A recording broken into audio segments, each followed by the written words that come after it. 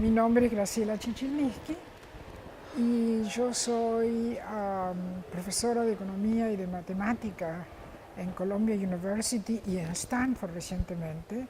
Y además soy la creadora y Chief Executive Officer de la firma Global Thermostat, que tiene esta tecnología revolucionaria que saca el CO2 de la atmósfera, que lo remueve y lo hace comercialmente.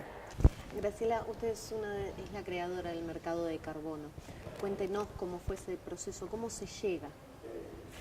Bueno, el mercado de carbono fue una solución argentina porque el protocolo de Kioto fue negociado por un argentino, este, Raúl Estrada Oyuela, y yo que hice el mercado de carbono, que es la parte más innovadora del protocolo de Kioto.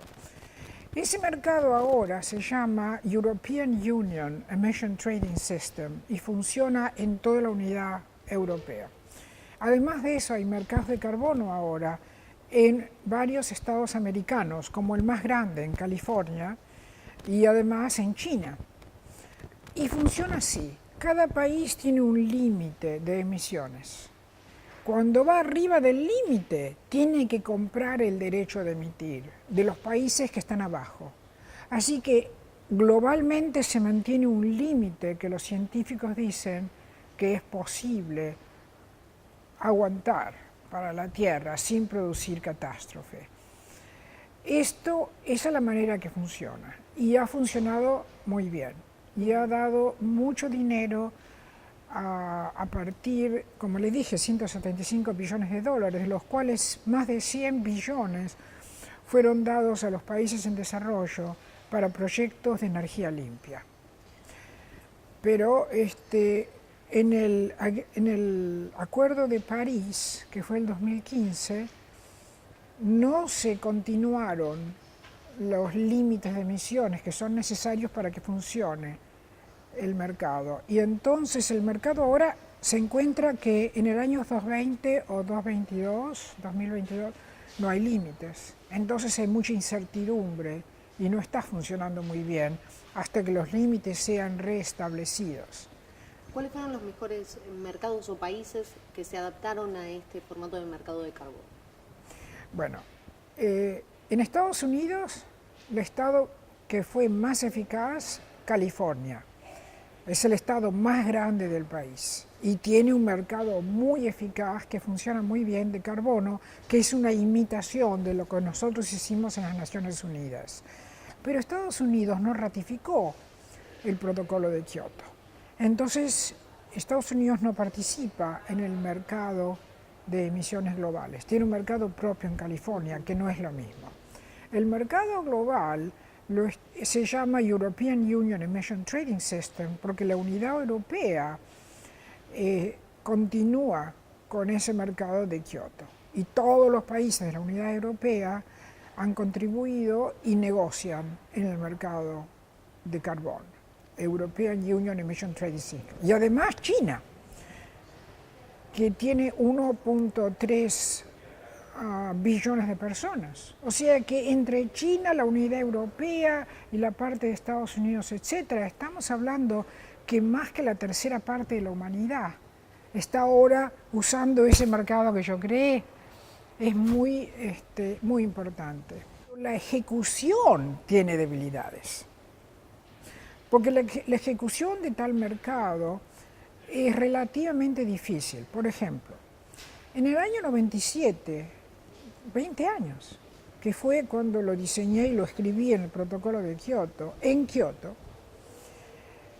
los países en desarrollo emitían muy poco, emitían menos del más o menos 15% de las emisiones globales. Sí.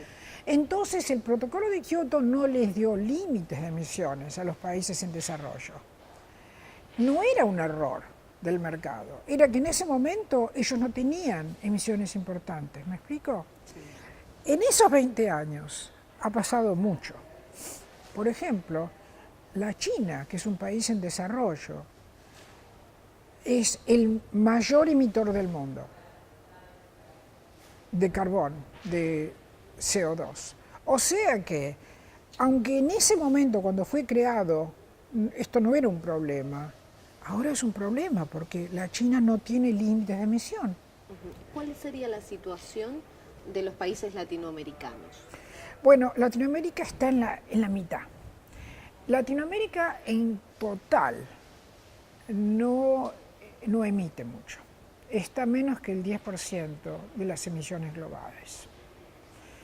Es primero que tiene los recursos, incluidos los recursos naturales más grandes del planeta, en la América Latina y en los países en desarrollo, en particular acá.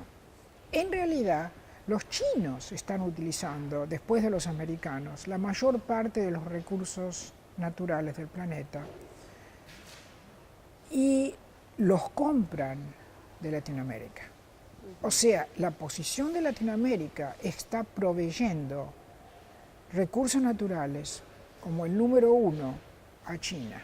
Y China es el que usa más recursos, porque tienen 1.3 billones de personas. Significa que hay 4 veces más chinos, por lo menos, que americanos. Los chinos de por sí son frugales, pero están usando mucha energía y produciendo muchas emisiones solamente para producir para los países ricos, para la Unión Europea y para Estados Unidos. Exportan todo eso. Graciela, para que entienda la gente que nos está viendo, ¿cómo se miden o cómo se cuantifican estas emisiones? Muy sencillo y funciona perfecto. Existen las cuentas nacionales. Esas cuentas nacionales se las presentan las Naciones Unidas todos los países del mundo. Es un sistema de cuentas nacionales global. En ese sistema aparece la cantidad de petróleo, la cantidad de carbón y la cantidad de gas natural que estamos usando. Cada uno de esos 3 combustibles produce emisiones cuando se utiliza, en forma promedio. Entonces, sencillamente mirando las cuentas de nuestro país, de la Argentina o de Estados Unidos, se puede saber cuánto está emitiendo. Así, no es complicado. Ahora, si usted tuviera que medir el gas que sale, no es posible. El CO2 es invisible, pero se puede medir dado la cantidad de gas, carbón y petróleo que se está quemando. ¿Próximo desafío? Bueno, cuando yo vi que a pesar de haber inventado el protocolo de Kioto, el mercado de carbón en el protocolo de Kioto, y que estaba funcionando muy bien, pero se escapó a Estados Unidos porque no lo implementó, y que los países como China están aumentando la producción de CO2 para producir bienes de exportación que se consumen en Estados Unidos y en la Unidad Europea, entonces dije, bueno, esto hay que mejorarlo, que es lo que dijimos ahora. Pero no hay tiempo, señores, no hay tiempo. Estamos en el bache. Después de una cierta cantidad de CO2, empiezan a ocurrir cosas terribles en la atmósfera. Es como que uno está emitiendo bombas atómicas en la atmósfera, haciendo esta cantidad de CO2. Entonces decidí, hay que sacar el CO2 que ya está ahí. Yo en ese momento era la representante de Estados Unidos, porque yo soy americana y argentina, la única autora americana representante del Intergovernmental Panel on Climate Change. Y tenía acceso a todos los datos científicos. Y me di cuenta, ahora no es suficiente bajar las emisiones. Claro. Ahora directamente hay que sacar lo que ya está ahí. Es terrible. Entonces estuve pensando cómo hacerlo. Y conseguí descubrir una tecnología que saca el CO2 del aire. Y además que lo saca tan barato, que el costo es tan bajo, que es posible vender el CO2 y hacer dinero. O sea, encontré una solución que no solamente limpia la atmósfera, pero que ayuda a la economía, al progreso económico. Justo lo contrario de lo que la gente piensa. La gente piensa, ay, si vamos a limpiar la atmósfera va a costar muchísimo. No, en este caso hace dinero. Eso fue lo más importante.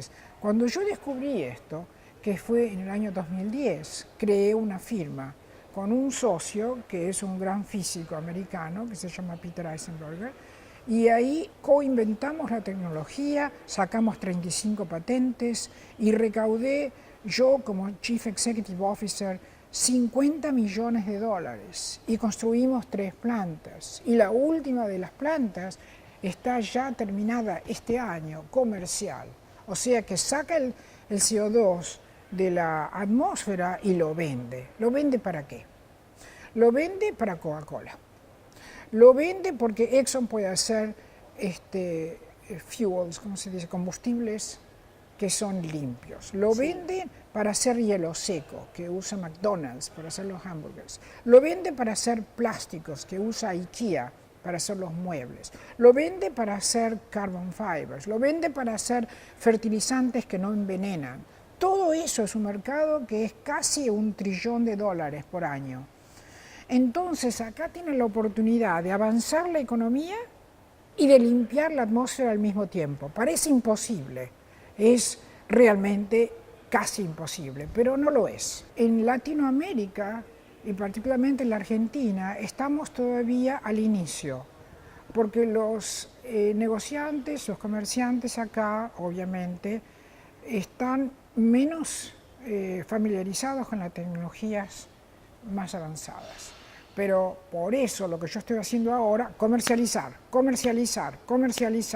de tal manera que se vea que esto no es una proposición solamente de limpiar la atmósfera del planeta, que lo es, pero de hacer dinero. En ese momento el problema está resuelto. ¿Sabe por qué? Porque todo el mundo quiere hacer dinero. Entonces logramos resolver el problema. Usted me preguntó cuál es el próximo paso, es ese. Aún así se necesita el mercado de carbono para que la gente limite las emisiones, eso es importante. No es que podemos seguir emitiendo todo lo que queremos y después lo limpiamos, no, porque toma mucho tiempo limpiar. Y si vamos para arriba de una composición más o menos 2 grados más grandes, es trágico. Mire, lo que está pasando en el mundo en este momento y en Estados Unidos, Florida es uno de los lugares que son más vulnerables. Usted sabe lo que está pasando en Florida, está todo inundado. Sí. Y la gente está muriendo y las casas se están destruyendo. Se sabe ya que el costo en Florida del cambio climático son $trillones. $3 trillones. Sí, incluso se va repitiendo en diferentes partes del mundo. Sí. Graciela, ha sido un placer poder hablar con usted. Me quedaría un montonazo de tiempo más charlando y consultándole sobre esto que además se observa que la apasiona. Muchas gracias por estos minutos. Gracias a usted y un gusto de estar con su público.